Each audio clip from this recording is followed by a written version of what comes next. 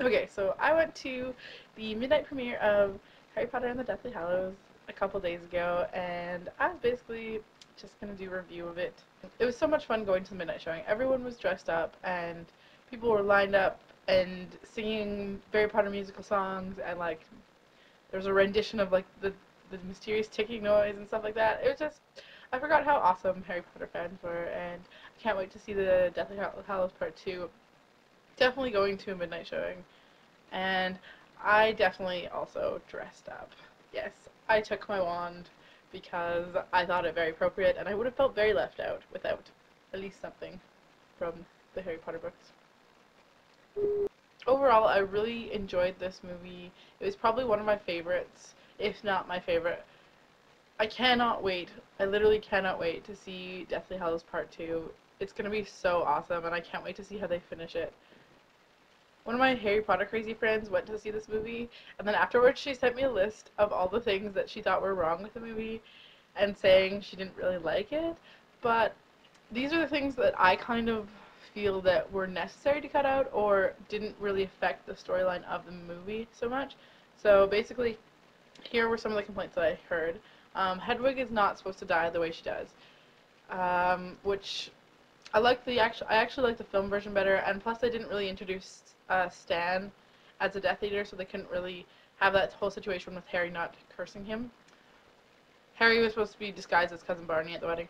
I didn't really think that added or took away from the storyline at all. I thought it was whatever. Ron never tells them about Voldemort being taboo, which is a really good point. I wish they would have kept that in there because that's kind of a big deal, and that's how they are found at the cafe and stuff like that. So I really wish they would have kept that scene in there.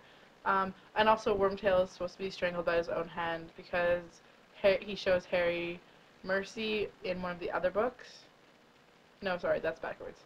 Because Harry shows him mercy in one of the other books, therefore Wormtail is supposed to kill himself, which he doesn't. And I really hope he's not alive for the next movie.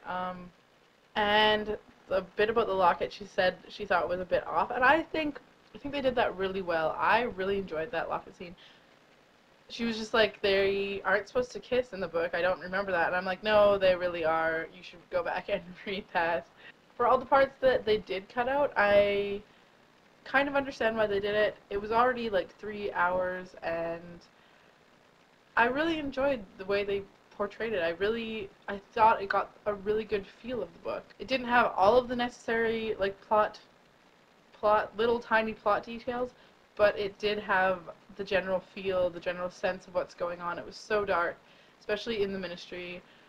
It was when I first read the book, I got a really, really strong Nazi/genocide feeling from this book.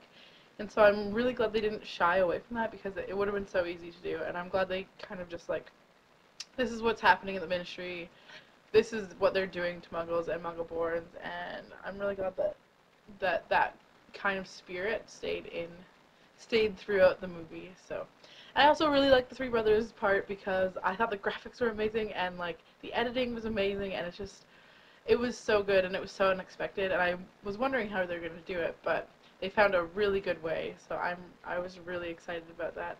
Oh, and I totally called where they were going to split it. I was like, sometime after the Dobby/Malfoy Manor, it was definitely callable, but I'm really excited for Deathly Hallows Part 2, and literally cannot wait. I'm going to have to contain my excitement for another 8 months or whatever, how many ever months there is till the last one.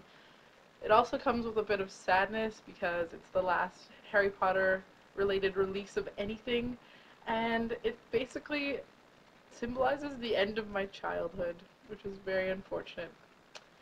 Alright, I will see you guys later. Hopefully everyone enjoyed the Deathly Hallows, and tell me what you think about it in the comments below. Bye!